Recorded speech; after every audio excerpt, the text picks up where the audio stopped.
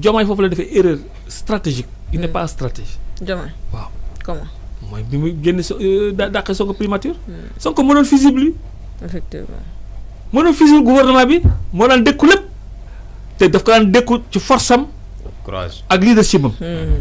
Diomaye kenn daawu ko critiquer Sonko moo daan dékku lépp. te ni mooy le président Ousmane Sonko di président assemblée nationale. accordé benn interview. ñi nga xamante ni ñooy waa France 24. voilà donc bi mu accordé interview nag ak interview de 17 minutes la. ñu mën cee jàngat ay points yu baree bari d'une manière générale. sa jàngat ci interview boobu lan la. waaw mais jàngat man daal xam nga lan moo ma jaaxal. man de déglu naa interview bi ba mu jeex. oui mais lii gars yi wax ni moom la wax man. fu mu ko waxee dégguma ko. man dégguma ko question boobu la ñëpp di posé. non man déglu naa ko xanaa man nag. lu mu tuut sama àll am na fu mu toll. sori na ci ku dem ba nekk docteur. mooy fa ñuy jeexale àll yi àgg nga fa. waaw xanaa kay boo dégloo français nit ki di wax parce que français lañ doon wax. mais man nga xam lan lañ wax. effectivement mais mel ni man la ma déglu ak li gars yi wax. bokkul. man kay dama leen yéen a ngi tuumaal seen professeurs yi ndax lii ngeen di wax moom. parce que man Sénégal dañuy dëgër fit yoo xam ne. yow yaa ngi déglu ñii ñaa ngi déglu nga mën a sañ-sañ ni lii la waaj wax te ku ko déglu doo déglu loolu. parce que man démb loolu laay wax ñi man leen ñoom dañ doon déglu leneen wala man li ma doon déglu ak li nit ñi di déglu ñoo bokkul. ah man daal dem naa ba ne bon man daal lii daal xam nga am na quelque chose derrière quoi. nit ñi bëgg dee doxale Sénégal information mooy le réel n'est pas réel. xam nga loolu nekk na une nouvelle forme. De la domination am na benn waay bu ci benn ndaw su benn professeur bu tudd Jamal xaw ma Samal. C'est une dame. Elle fait une recherche extrêmement pointue. mu ni y a une nouvelle forme de dictature de la rhétorique. ci wax. c'est-à-dire que yow mën nga ni lii gis nga micro bi nii nit wax ba doo fa gis micro am na. parce que wax na la leneen yow nga topp loolu ba dootoo gis micro bi. te lii am ni mi ngi nii. loolu ci avec les nouvelles technologies ak les réseaux sociaux on arrive à faire du réel un non réel. dëgg dootul nekk dëgg. dëgg daal mu ngi nekk ca kawax. kawax. nañu fexe ba kooku lu mu wax rek ñu ne. dëgg voilà donc loolu moo nekk un danger si bien que aujourd'hui ci loolu la ñu bëgg di defaree opinion wala di ko yàq. di yàq donc si bien que on n'a plus une maîtrise sur le réel on dañuy détruire capacité nit à connaître la réalité. te loolu bu ñu ko dindee ci peuple. dootul am une capacité de connaître de scientifique. xam nga science mooy lan. un scientifique mooy lan mooy la capacité de restituer le réel. li nekk mu fexe ba mu xamal la ko ba nu mu nekkee indépendamment yow ni nga ko bëgg mu nekkee. comprendre nga ma bëgg wax. kii ni mu nekk nii. nga bëgg nga bañ ko nii la mel.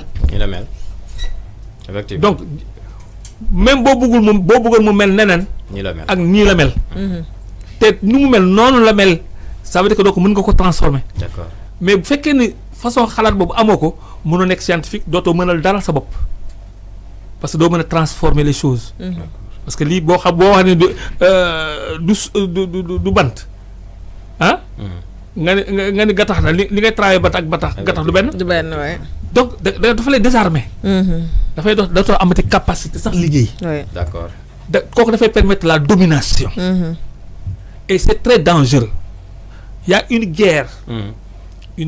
Ce qu'on appelle une guerre hybride, une guerre informationnelle. Une guerre cognitive mooy capacité xam.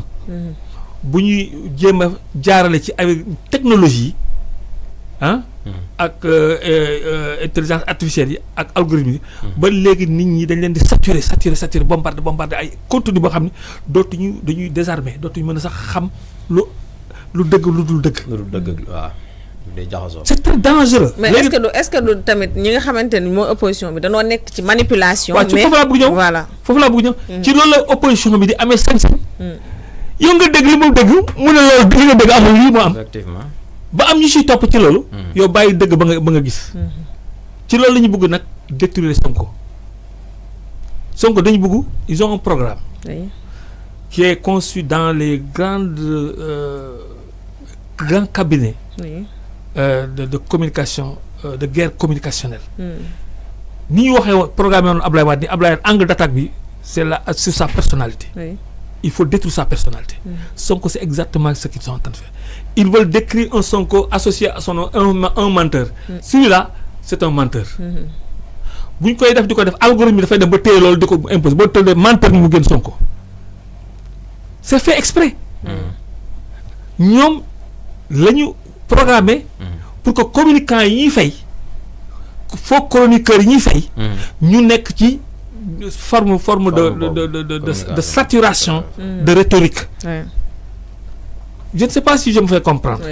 Loolu nag dañ ko def ci Sonko ba fi ne ni contrôler une bonne partie d'une population qu'on appelle des simples d'esprit. ñu xam ni sont désarmés déjà. mooy ñoo xam ni tey jii amuñ qualification mënuñu liggéey mënuñu def dara et ils sont nombreux et le marché d'emploi la mënu leen recruter. ñooñu la distraction. xam la. poy amusement yi. ak distraction ci wax ay waxtaan grand place dem na bu fi ne ni ñoom dañuy am faiblesse intellectuelle faiblesse xalaat faiblesse capacité xool réel ñoom dafay bëgg ñu nga leen di produire loo un réel ñu topp ko bi ñu examiner sax li ngeen leen ci nag ñooñu la ñu bëgg di travailler pour présenter un Sonko menteur. boo gisee gars yi da ngeen xool ñoom ñëpp dañuy aman ko moom la ñuy waxee les mensonges convenus fen yi ñuy d'accord fenandoo ko. pour que bu ñu ko fenandoo. ñëpp jàpp ne loolu am na. il faut présenter un Sonko menteur. te naka lañ koy defee mooy Sonko bu defee benn discours dañuy jël ci benn partie discours am. dagg ko. boo xam ni boo ko daggee boo ko waxee day wuuteeg li mu waxoon yëpp. effectivement je vous donne un exemple. Sonko mi ngi doon nettali ni gars yi de nee nañu man su ma jëlee pouvoir bi damay. gàmmu du am màggal du am damay ci marabu yi. ñu dagg su ma jëlee pouvoir dama. gàmmu du am màggal du am. ñu Sonko li ma wax la ñu koy répété. alors que waxul loolu. dafa nit ñii lii la ñu bëgg. nee nañu boobu boo ko ci génnee. dafa mel dafa affirmer fekk affirmer fii c'est conditionnel. alors technique yooyu la ñuy jël di jël ay contenu di ko dagg di def ay image di ci buure karaan gars yi ba dana dem ba am ñoo xam ne bu ñu moytuwulee dañuy jàpp ni Sonko fenkat la. fekk c'est un travail de manipulation loolu moo xew ci kii bi ñu def noonu ci bi mu defee interview bi. waaw xam la dañuy wax dette cachée. mais bu ñu waxee dette cachée beneen journaliste bi ni ko mais est-ce que mënu leen ko def dette odieuse ngeen dem ñu annuler ko. Sonko donc bi muy tontu ci dette annulation bi possibilité d'annuler parce que ci fekkee ni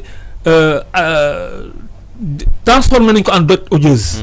dette cachée bu ñu ko transformé en dette odieuse c'est autorisé nga dem ñu annuler ko. parce que une dette odieuse tu ne la payes pas. xam nga dafa déclaré ni dette cachée am na. ñëpp d'accord ni dette cachée la. mais comme que dafa bëri te dafay metti pour ñu fay ko. journaliste bi mais def leen ko dette odieuse ñu ngeen demande annulation bi mu ne man nag awuma levier. pour que ma def ko dette odieuse ñu annuler ko. mais le président mën na ko def. man bi may wax ni dette odieuse am na wax naa ko ni fekk moom ci dette odieuse bi la nekk. gars yi dafa génn na ci dette cachée bi. correcteur indi seen propre sens. donc foofu. il faut que ñu jàngat. Sonko dañuy gerte ay discours am dañuy yeeru ay discours am. bu tegee benn discours am daañu seet lan lañ ci mën a dagg retourner discours am. mais heureusement ba Ousmane Sonko yéena nit ñi. taal na xel yi. voilà ba yow manipulation boo def ci discours am boo daggee indi. tamit am na ñu nga xamante ni fii ñoom la ñuy wax armée numérique bi ñoom tout le temps ñi ngi sur les réseaux. ñoo la gën a maîtriser lu Ousmane Sonko wax heure boo peut-être que nag mën nga ko def atteindre ñenn ñi. wala mën nga ko def ñenn ñi en fait ñoom mën nañ ko def pour atteindre ñenn ñi am ñenn ñi mais à la minute qui suit Ousmane moom ku yàqi waxam. ñun dinañ ko defaraat. voilà yow nag voilà c'est ça que man foofu laa bëggoon a egsi. voilà far nga jiitu ma wax nga. la force de Sonko. oui mooy nit ñi dañ koy suivre intérêt ba gëm ko. dafa nekk un leader boo xam ne àgg na. ce qu'on appelle une personnalité historique ñooñu bu ñu demee ba ki xam nañu kii. oui li mu sacrifié. engagement bi mu am. oui mënul fen xëy na mën na juum mais du fen. oui parce que fen mooy dans l'intention de tromper. oui xam nga nit mën nga juum mais fenloo. oui sa lamine fakastal nga wax qui dépasse ta pensée mais pas pour tromper. xam nga c'est différent. oui voilà léegi nag armée numérique boobu. mooy organiser les contre-feux ñoom bu ñu créer le boute-feu comme la ñuy wax boute-feu taal. oui gars yi ñoo fay ko. dëgg la. moo tax Sénégal est divisé en deux camps. Le camp du système ñooy def les boute-feu ñooy tirer les feux. Le camp de la rupture. di fay yi. oui donc bii bi ñu ko génnee da ngay xool rek rectification yi gars yi def. mais bien sûr. ñu gars yi ngi yéen ñi c'est ça moo tax Sonko est tranquille et à chaque fois qu'on l'attaque il monte en grade. oui mais finalement li mu bëggoon yëpp am na ko. mais est-ce que foofu opposition bi ils n'ont pas un problème parce que en réalité. nit boo opposé peut-être exécutif bi nga bëgg a opposé. nga war a opposé. mais ñoom dañ fi bàyyi exécutif bi topp benn nit. di ko opposé wu Ousmane Sonko. ils sont coincés. ouais ils sont coincés. Ils sont coincés et dans une situation où ils sont devant le mur. Parce que xamatuñ fu ñu ko opposé. yow le pouvoir il est incarné par le président de la République. oui mais c'est contre Sonko que vous opposez. mais Sonko léegi nekkatul sax dans l'exécutif. maintenant il est à l'Assemblée. et vous vous opposez à la personne encore. mais moom il ne gère même plus un programme. effectivement. Même le programme du projet il ne le gère pas. Il veut qu'on le gère dans le sens qu'il veut et il veut imposer pour qu'on le gère à partir de l'Assemblée nationale. léegi boo ñëwee ñu un programme su méngoowul ak projet bi mais du ko voté soo ko loolu la am mooy contrôle bi dafa taxaw rek di contrôler su ngeen dugalee sama programme du ma leen voté soo ko foofu la toll donc moom mu ni comment on peut s'opposer à un président de l'Assemblée nationale mais non tu t'opposes au président de la République léegi nag Diomaye foofu la defee erreur stratégique il n'est pas stratège. Diomaye waaw comment. mooy bi muy génn dàqe Sonko primature. Sonko mënoon fusible lui. effectivement. mënoon fusible gouvernement bi moo daan dékku lépp te daf ko daan dékku ci force am. courage ak leadership am. Diomaye kenn daawu ko critiquer Sonko moo daan dékku lépp. même bu soo Diomaye defee sax ñu ni Sonko la. ñu ni Sonko la waaye. ah mais ba mu ko fa dénkee lu ñuy wax Sonko nee na là maintenant yéen a yore la ngay liggéey leen régler le problème sénégalais yi ñun on va contrôler. effectivement ah. donc Sonko fi ne il est devenu plus fort même plus fort que le président. parce que li ñu xam mooy président il n'est fort que s'il contrôle l'Assemblée nationale. su ko contrôler wu l'Assemblée moo koy ëpp doole. parce que l'Assemblée peut contrôler l'action du gouvernemental. effectivement peut refuser de lui voter des lois. te un gouvernement qui ne fait pas voter ses lois de finances mais du gouverner. du gouvernement mën na ko daane.